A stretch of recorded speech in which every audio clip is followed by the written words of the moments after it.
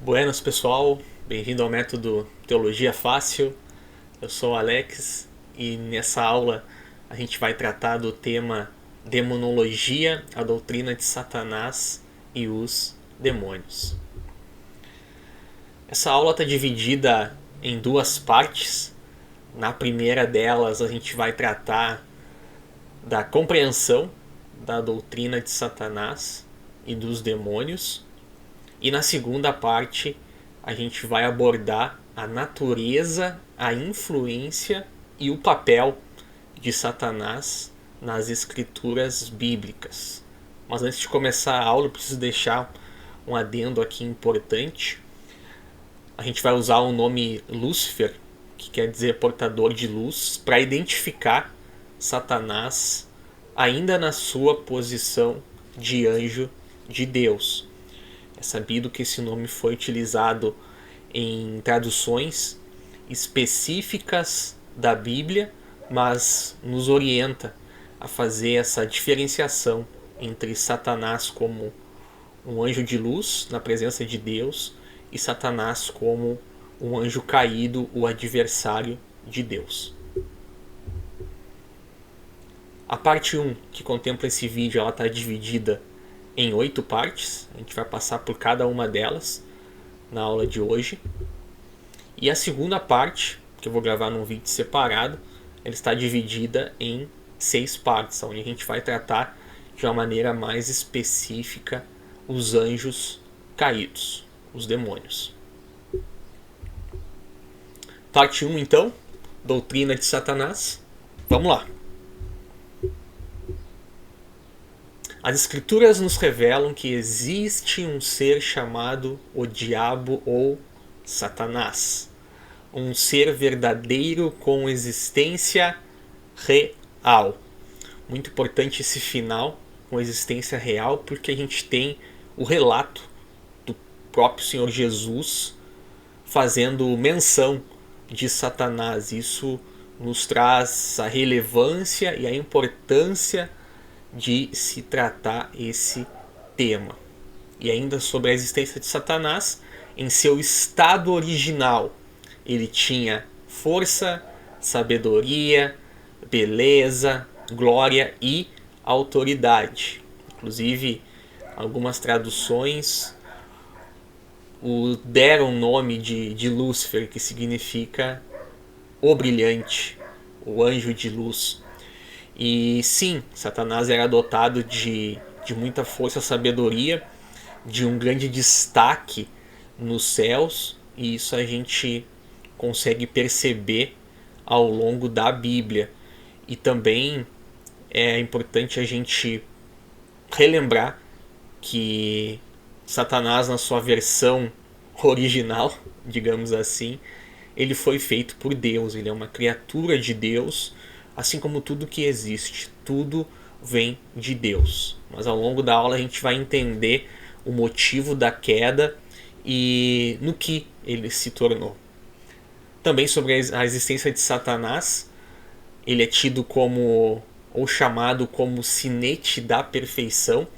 É como algumas interpretações tratam Satanás como o mais belo e sábio da criação de Deus.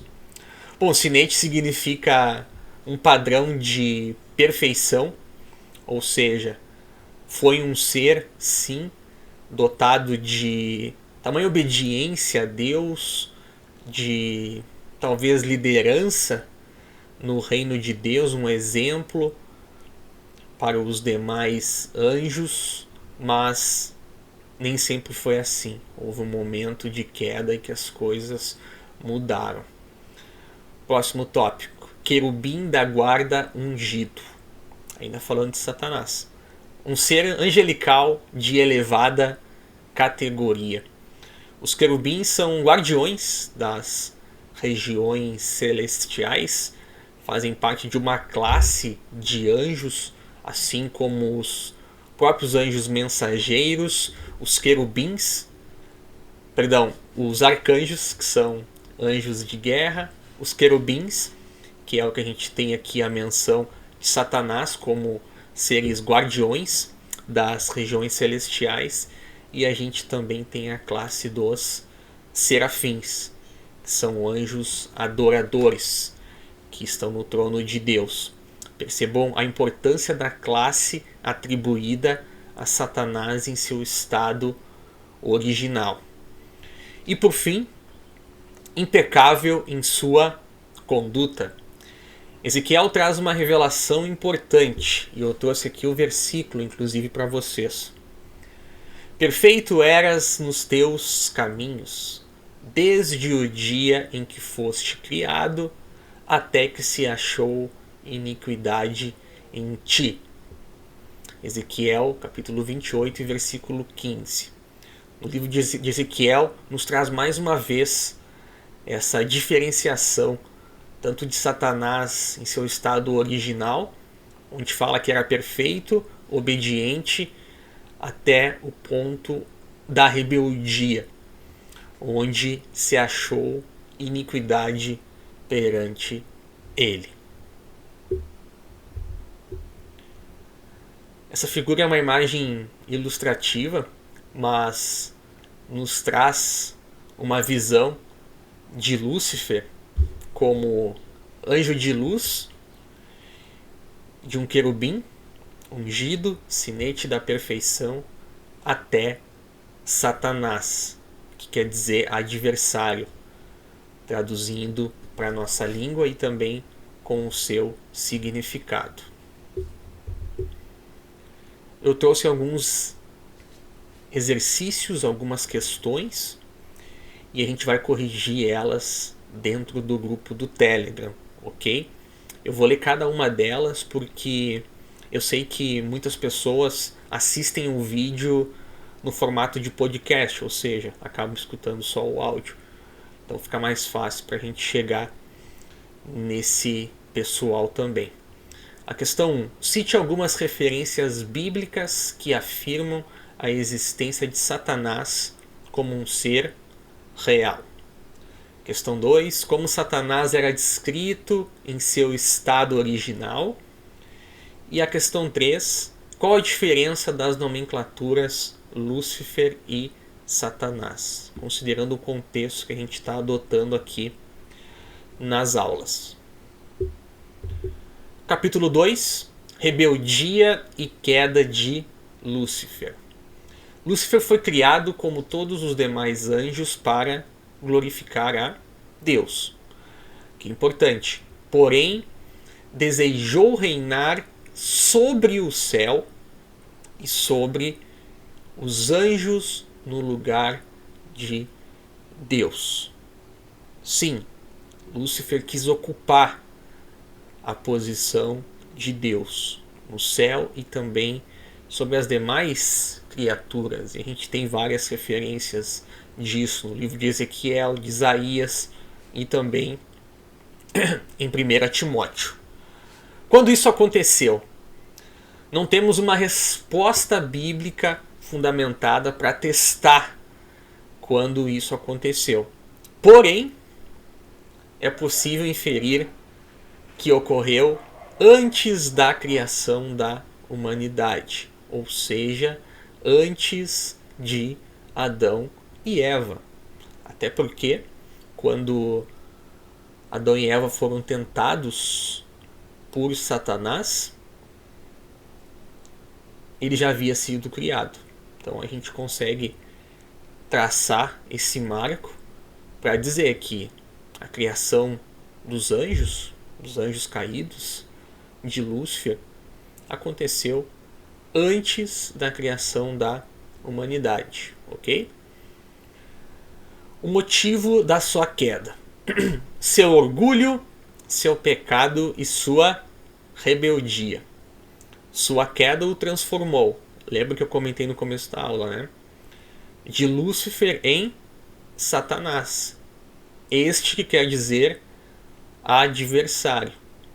Ou seja, após a rebeldia, após intentar contra Deus, após querer ser Deus, ocorreu a queda de Satanás.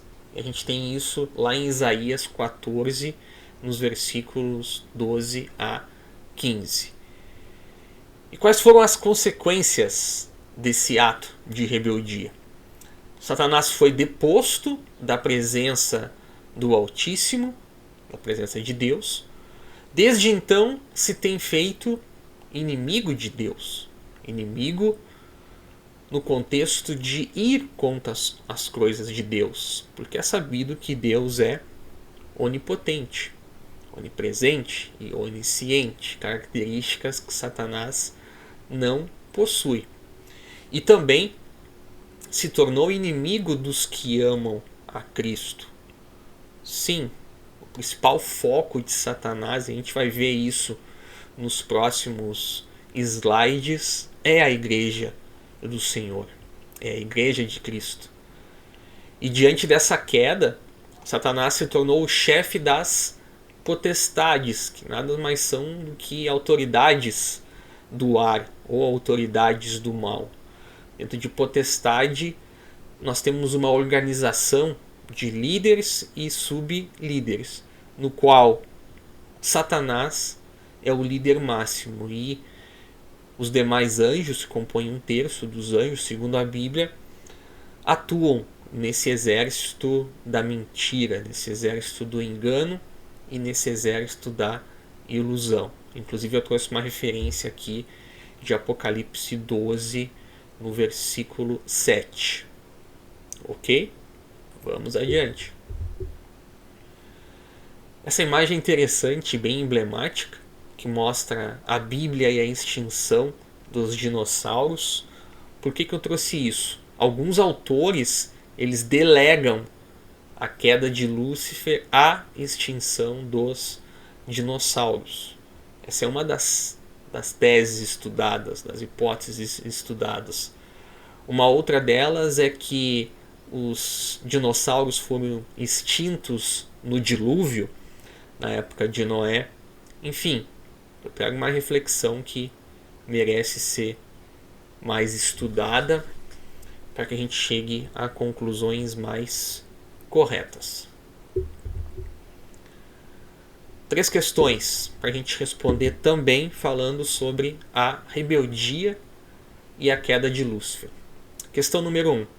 Conforme as passagens bíblicas citadas, qual foi o motivo da queda de Lúcifer?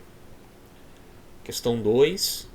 Qual foi a consequência da queda de Lúcifer? E questão 3, a última. Quando a queda de Lúcifer ocorreu em relação à criação da humanidade? Foi antes ou foi depois? E qual foi o motivo? Chegamos no capítulo 3, a personalidade de Satanás. Vamos lá.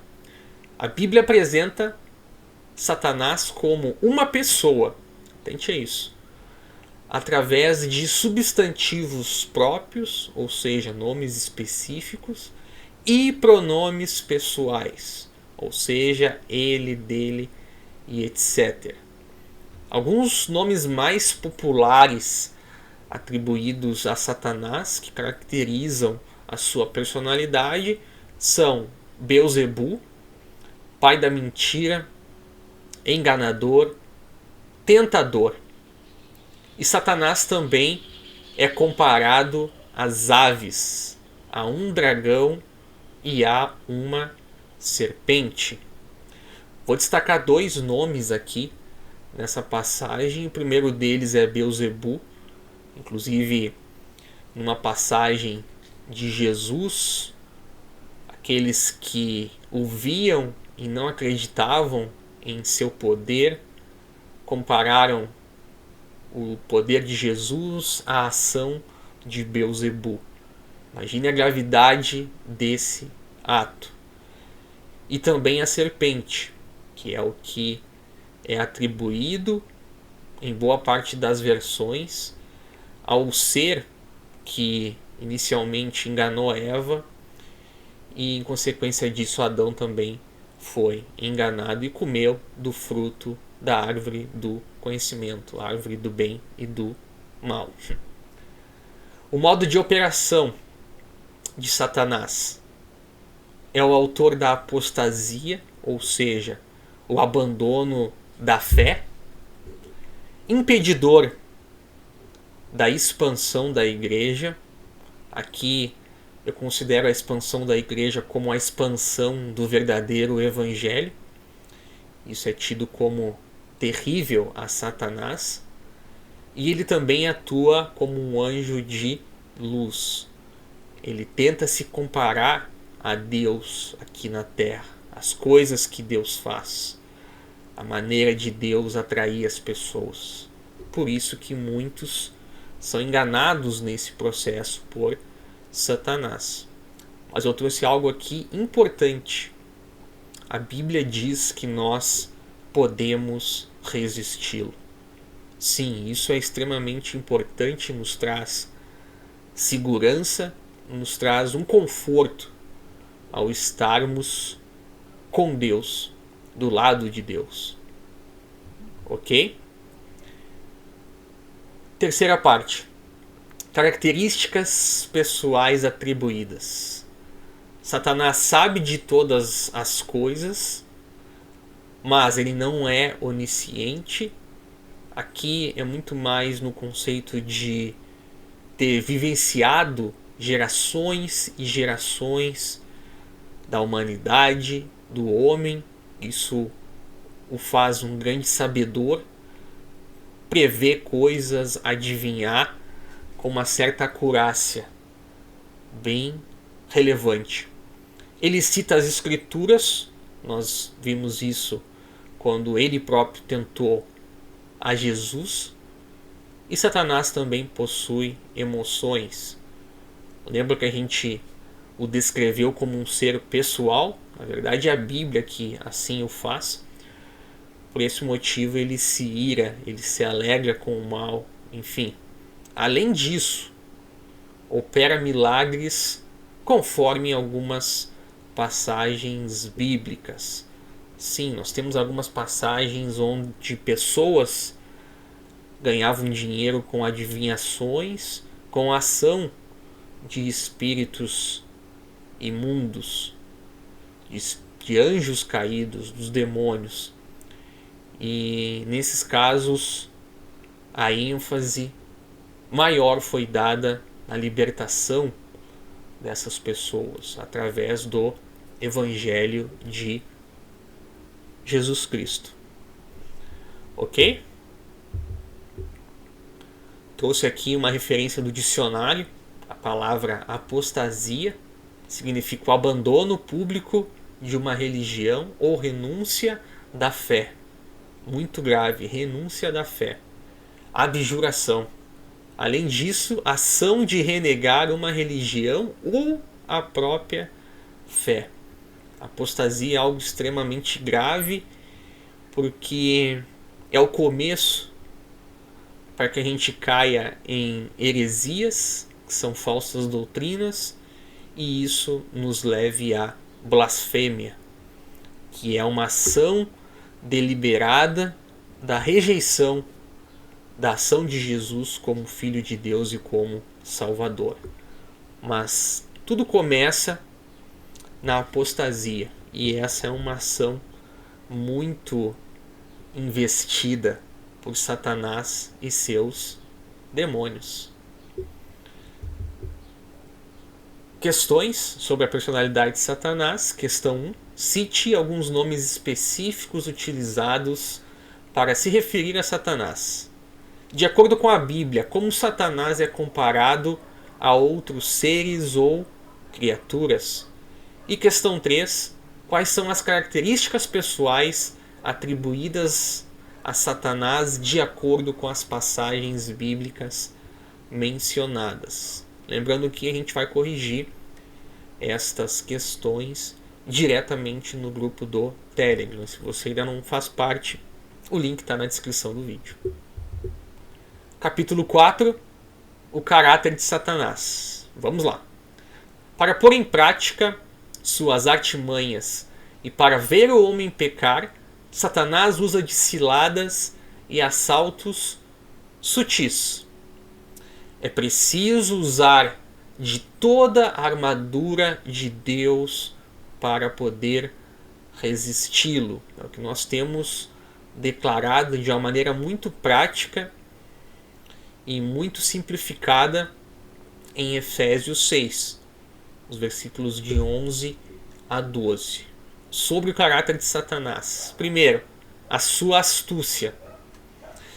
É considerado um ser astuto, ou seja, usa de várias estratégias para cumprir o seu propósito. Sim, a respeito disso, nós não podemos ser ignorantes. Não podemos ignorar a sabedoria de Satanás, o seu modo de agir e as suas várias estratégias. Não é uma ou duas, são várias estratégias em várias áreas da sociedade que ele impõe as suas ideias. Volto a dizer, a respeito disso, não podemos ser ignorantes. E eu só consigo combater esses ataques com o Evangelho de Jesus Cristo, a sabedoria das Escrituras, o Evangelho da salvação, o plano da eternidade. Segundo, seu poder miraculoso. Possui tal poder que exibe com sinais e falsas maravilhas. Lembra que a gente falou isso no slide anterior. Enganando e recebendo a glória de muitos. Muitos desta terra glorificam a sinais e maravilhas que nada mais são do que ações de Satanás. Aqui a gente relata como sendo falsas maravilhas, porque aquilo que não vem verdadeiramente de Deus é algo falso, é uma cópia daquilo que verdadeiramente é. E isso o identifica como um ser sobre-humano. Sim, não há dúvidas que Satanás age com poderes sobrenaturais. E por fim, referente ao seu engano, usa de um poder tão grande que ilude a todos os que desconhecem os seus planos. Sim, a todo aquele que não teve os olhos da fé abertos pelo Evangelho de Jesus, acaba sendo uma grande vítima desses planos, dos enganos de Satanás, a ponto de achar que certas coisas são de Deus, quando que, conforme toda a Escritura, todo o testemunho que nós temos relatado na Bíblia, todo o ensinamento, isso não se caracteriza como sendo algo verdadeiro. E as mentiras de Satanás são a materialização e a expressão do mal. A origem do mal vem da rebeldia de um anjo caído e os seus parceiros, que inclusive os próprios anjos foram enganados. Na esperança de um dia reinar com Lúcifer, acabaram sendo expulsos de igual modo dos céus. E eu trouxe mais uma palavra aqui do dicionário para exemplificar aquilo que a gente está falando. Essa palavra é a ilusão, quer dizer, falta de percepção ou de entendimento, que prejudica os sentidos. Exatamente o campo de ação de Satanás. Ele vai iludir para fazer com que a gente pense que algo é correto, mas no fundo ele não é. Compreensão errada da mente, confusão que faz com que alguém não consiga distinguir a aparência da realidade. Ou seja, a ilusão é uma das principais estratégias de Satanás. Questões a serem respondidas do capítulo 4, número 1. Como Satanás emprega sua astúcia e artimanhas de acordo com o texto mencionado. Questão 2. Cite um poder miraculoso de Satanás mencionado nas passagens bíblicas. E a última, número 3. Como o engano de Satanás é principalmente retratado na Bíblia. É importantíssimo que vocês respondam a essas questões, tragam as suas respostas a serem discutidas no grupo do Telegram, que eu pessoalmente vou estar ali com vocês, e nesse momento o aprendizado vai ser amplificado, ok? Vamos para o capítulo 5. O capítulo 5 tem como título A Exposição Exaltada de Satanás. A posição de Satanás era tão exaltada que o tornava isento de crítica e de condenação por parte das criaturas que lhe eram semelhantes, ou seja, dos demais anjos que contemplavam a presença, a face de Deus. Lembra que eu falei também no último slide? Os próprios anjos caídos foram enganados por Satanás. Eles estão agindo sob o engano de Satanás. E o primeiro tópico aqui: príncipe das potestades do ar, ou potestades do mal. Lembrando que a gente está falando da posição exaltada de Satanás. Indica a sua autoridade de poder em relação às regiões celestes. Satanás vive em regiões celestiais. Hoje em dia ele não habita no mesmo lugar onde ele habitava como um ser de luz, um ser de Deus. Mas ele ainda é tido como príncipe das potestades do mal, do seu reino do mal. O considera como possuidor de um reino, ou seja, de uma hierarquia. Satanás é o topo da cadeia do mal. Abaixo dele existem outros demônios que foram criados junto com ele, ainda como anjos de luz, mas hoje eles ocupam uma posição de anjo caído. É importante ressaltar que, diferente dos seres humanos, que têm a possibilidade de criar vida, nós somos a imagem e semelhança de Deus, os anjos foram criados uma única vez. O que se tem de anjos, que é um valor que é impossível de ser calculado por nós humanos, todos foram criados por Deus e eles não são multiplicados por si só. Ou seja, esse 1/3 de anjos que foi expulso do céu, nós chamamos de demônios, eles continuam na terra, mas eles não podem, eles não têm o dom de se multiplicar, por mais que a percepção de muitos leve a isso. Segundo tópico, ainda falando sobre a posição exaltada de Satanás, é o príncipe deste mundo. Satanás tenta a Jesus no deserto e lhe oferece todos os reinos da terra. Mas Jesus recusou a oferta e a refutou, citando a própria palavra de Deus. Ponto importante aqui: quando Satanás ofereceu os reinos a Jesus, ele se mostrou como sendo um príncipe deste mundo. Ele se colocou perante Jesus numa posição exaltada. O plano dele de que Jesus caísse em tentação levava em consideração isso, o seu poder e a sua certa autoridade aqui na terra.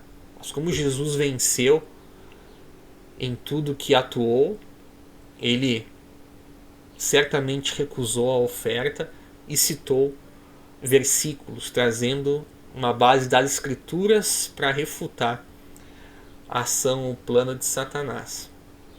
E por fim, Satanás é considerado o Deus, com D maiúsculo, fiz questão de colocar assim, deste século, porque há somente um Deus. Só temos um Deus, Deus Criador.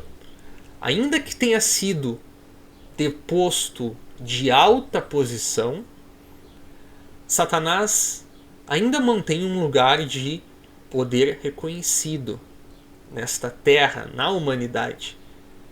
E por isso ele é adorado, ele é objeto de adoração por parte do mundo. Aqui, mundo caracteriza aqueles que não vivem o cristianismo.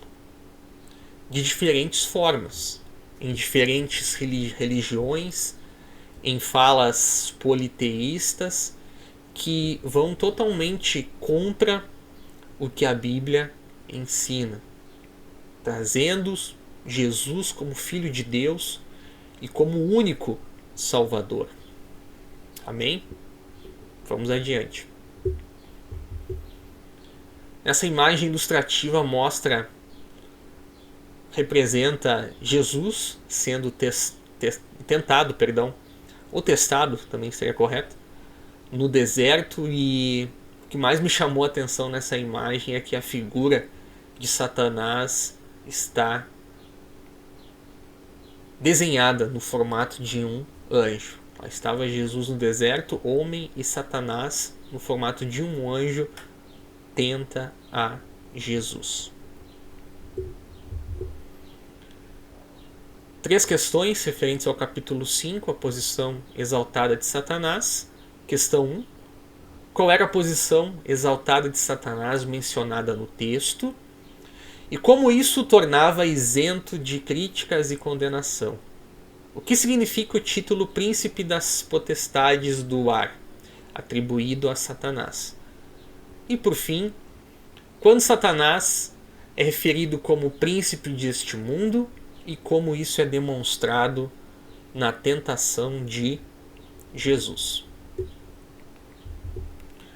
Chegamos ao capítulo 6, a habitação de Satanás. A habitação de Satanás é frequentemente associada a lugares ou dimensões de maldade e afastamento de Deus. Ele parece não estar restringido a um lugar específico no universo. Bom, a Bíblia nos traz alguns relatos e aparições do inimigo de Deus, e isso nos leva a crer, a constatar que ele não está restringido, ele não fica num trono em um único lugar. Ele tem acesso a muitos lugares, e como que ele se locomove, a velocidade, enfim, isso nós não temos como compreender. Mas algumas características importantes eu posso trazer. Tem acesso à presença de Deus, geralmente comparece na condição de acusador dos homens, as criaturas feitas por Deus. E o exemplo mais claro disso é quando Satanás aparece perante Deus para acusar o servo de Deus, Jó. É uma das principais referências. Nós não sabemos por qual motivo e circunstância que Satanás teve acesso a Deus. Segunda parte, habita nas regiões celestiais. Os exércitos espirituais da maldade habitam em lugares celestiais, ou seja, nos ares. Devemos considerar Satanás, não somente Satanás, mas sim os principados e as potestades. A gente está falando aqui em regiões celestiais que muitos chamam de segundo céu. A gente tem o primeiro céu, que é o céu que a gente enxerga aqui da Terra, na cor azul. A gente tem o segundo céu, que é a habitação desses seres celestiais, onde ocorrem as guerras entre os seres celestiais do bem e do mal. E nós temos o terceiro céu, que é o local de habitação de Deus.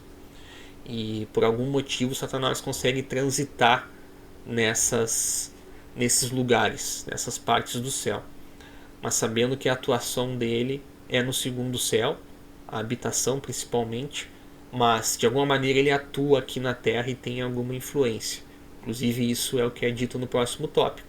É ativo na face da Terra, ou seja, é o campo especial de atividades satânicas, o seu lugar de atuação e reverência, o local onde ele é reverenciado. Embora não seja onipresente, já falei isso em outras vezes, onipresente é ser capaz de estar em todos os lugares ao mesmo tempo. Tem acesso a todos os lugares do planeta. Sim, de alguma maneira ele consegue estar em todos os lugares da terra de uma maneira muito rápida, mas não ao mesmo tempo. Eu trouxe algumas referências aqui de Jó e também em 1 a Pedro. Essa imagem ilustrativa nos mostra os exércitos espirituais nas regiões celestiais. Nós temos guerras na terra, mas também temos guerras nos céus. Esses anjos, guerra do bem contra o mal. Lembrando que tudo acontece com a permissão de Deus. Aquela guerra que muitas vezes é vendida aos crentes como Deus e Satanás de um modo igual, isso não existe. Satanás é uma criatura de Deus. Deus tem todo o poder, é onipotente, mas de algum modo as coisas acontecem no plano de Deus. Mas Satanás sabe que no final ele é derrotado. Porém, o pai da mentira atua até o final para enganar todos aqueles que não conhecem o Evangelho de Jesus verdadeiramente. Questões do capítulo 6, número 1. Como a habitação de Satanás é frequentemente associada? Número 2. Qual é o papel de Satanás ao comparecer na presença de Deus? Forneça um exemplo. Número 3. Onde Satanás e as forças malignas habitam de acordo com o texto que nós lemos. Ok? Penúltimo capítulo dessa primeira parte é o capítulo 7 e fala da obra de Satanás. Vamos lá. A obra de Satanás deu origem ao pecado por meio da desobediência a Deus. Por isso, muito importante, o pecado não teve uma criação, não foi uma criação de Deus, mas sim uma originação nesse ato de rebeldia de Satanás. Satanás não tinha motivos para pecar, não tinha motivos para uma rebeldia contra Deus, e mesmo assim ele o decidiu fazer, dando origem ao termo pecado, a desobediência às ordens de Deus. Primeiro ponto, originou o pecado na raça humana. Adão e Eva foram os agentes responsáveis pela origem do pecado humano. Adão e Eva foram responsáveis.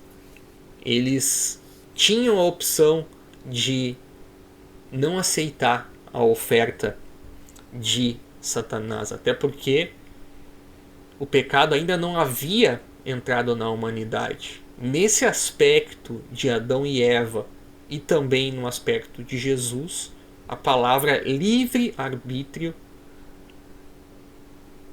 ela responde a isso, tendo em vista que o livre-arbítrio é uma decisão sem nenhuma influência. A partir de Adão e Eva, todo ser já tem a influência do pecado sobre si. Bom, mas Satanás foi o responsável pela incitação, que também tem um ponto importante.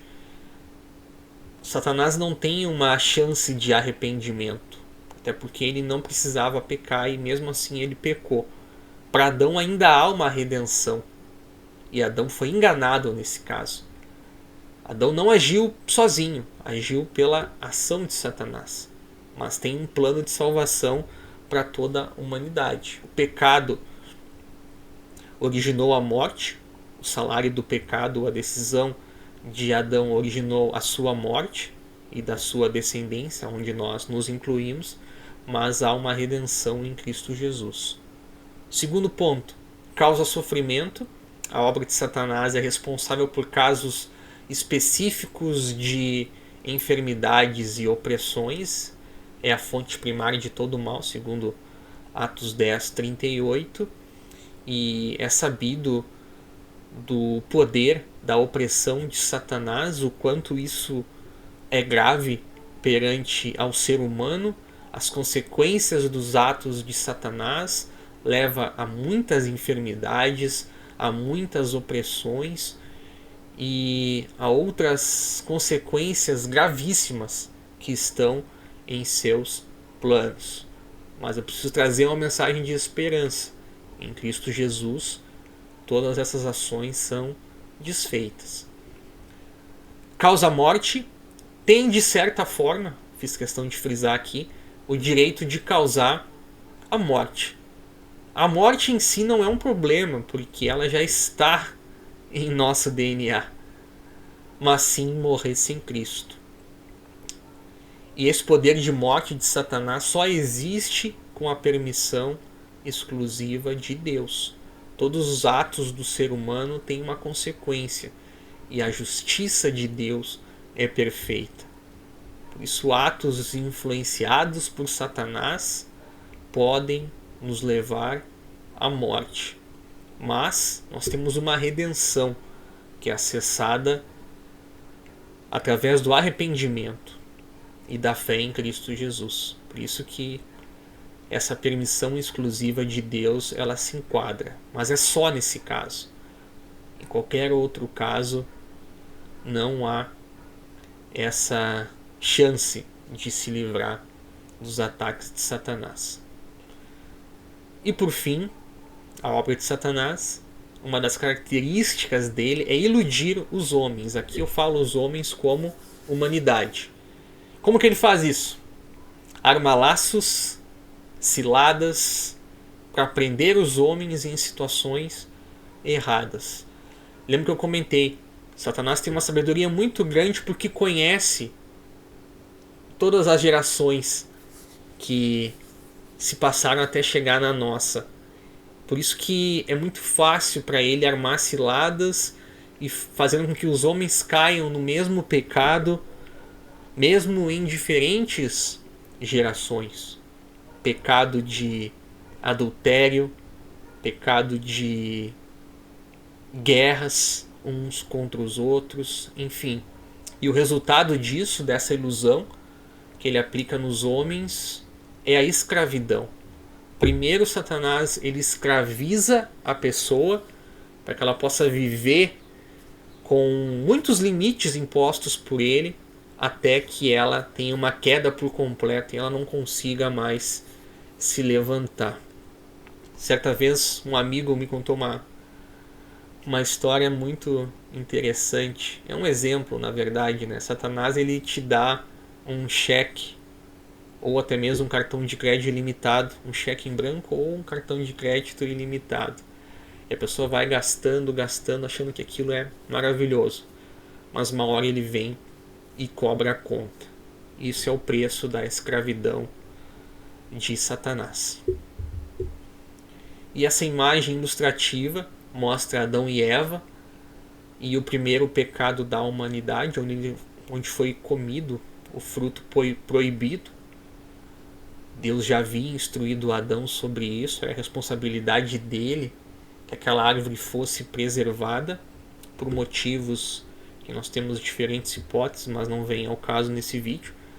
Mas relata sim que houve uma intervenção de Satanás, figurado numa serpente, para que o pecado entrasse na humanidade. Questões do capítulo 7, que fala da obra de Satanás. Número 1. Como a obra de Satanás está relacionada à origem do pecado? Número 2. Quais foram os agentes responsáveis pelo pecado na raça humana? E número 3. Como Satanás está envolvido no sofrimento humano? Capítulo 8, o último capítulo da primeira parte, fala do destino de Satanás. De acordo com o livro de Apocalipse, Satanás será derrotado e lançado no lago de fogo e enxofre. Nós não temos dúvida nenhuma disso. Onde será atormentado para sempre. Aquela visão que muitas vezes os filmes nos trazem de Satanás liderando no inferno, aquilo nunca existiu. Inclusive, a Bíblia nos traz relatos que o inferno é um local de tormento, tanto para Satanás, tanto quanto, nesse caso, para aqueles que serão condenados por Deus a viverem eternamente lá. E o destino de Satanás, considerando os dias de hoje, ele ainda é um príncipe das potestades do mal. Por que eu trouxe isso? Enquanto Satanás existir nesse mundo, o pecado ele vai continuar. Todo pecado ele tem uma origem, uma ação do mal, ordenada por Satanás. No período da tribulação, importante comentar isso. A grande tribulação é um período que antecede a segunda vinda de Jesus. E segundo a Bíblia, durante essa tribulação, Satanás é expulso dos lugares celestiais. Percebam que aqui tem uma cronologia. Satanás foi criado, habitava com Deus, foi expulso da presença de Deus, passou a habitar a terra como uma potestade do ar. Depois disso, ele é expulso, ele vai habitar a terra novamente, aqui na visão de um anticristo, de alguém que vai ser um falso redentor. Aqui a gente está falando da grande tribulação. E depois disso tem um ponto importante aqui para a gente considerar também, que é a prisão de Satanás. Aqui eu trouxe uma visão pré-milenista, lembrando que existem o pós-milenismo, o amilenismo, mas a gente pode tratar isso numa outra aula. Aqui é a visão do pré-milenismo, que considera a vinda de Jesus e após a vinda de Jesus um reino milenar dele próprio, o reino santo. Mas enfim, aqui, referente à prisão de Satanás, ocorrerá quando Jesus implantar o seu reino milenar.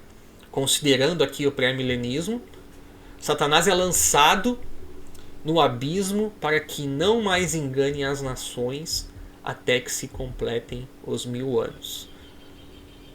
Nesse período de governança por Jesus, Satanás não terá influência sobre as pessoas que estiverem nesse tempo, segundo a visão do pré-milenismo, e isso antecede o destino final de Satanás, que é a sua condenação eterna.